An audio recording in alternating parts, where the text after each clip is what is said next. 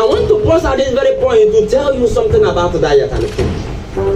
I have come to the understanding that most of the times, food can be a source of blessing, while it can also be a source of curse. I have come to the understanding that it was food, diet, something to satisfy the flesh, that made our world to be in this kind of condition.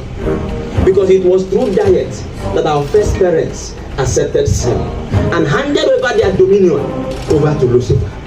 It was through diet and food that Abraham gained the blessings of angels when he saw those people going to Sodom and Gomorrah to destroy it.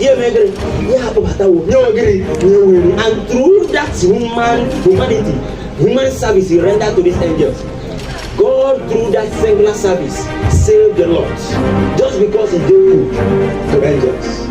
I also want you to know that it was through food that Daniel said in Daniel chapter 1 verse 9, verse 8 rather, all say that he proposed in his heart not to do what? Defile himself with the king's what? Food and wine. Daniel knew that if he should eat that particular food, he would have destroyed and defiled himself. Not just temporarily, not just physically, but permanently and spiritually. Food. And so, also sold his birthright because of food. And you know what? There must be something about food which made even Jesus, that his first temptation while he finished his 40 days and 40 nights fasting and praying, Satan also used food to do what? To tempt him. Yes, you're all watching it. Convert these stones. I can see stones here. Convert them to do what? To become bread.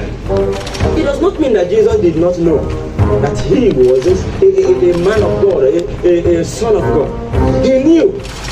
But he said, the scripture made us to understand that God honors his word more than his men. And so Jesus was not taking any cognizance. He was not taking into account the fact that he was a son of God, because he knew. He did not need to prove it. But he honored his word. How did he honor his word?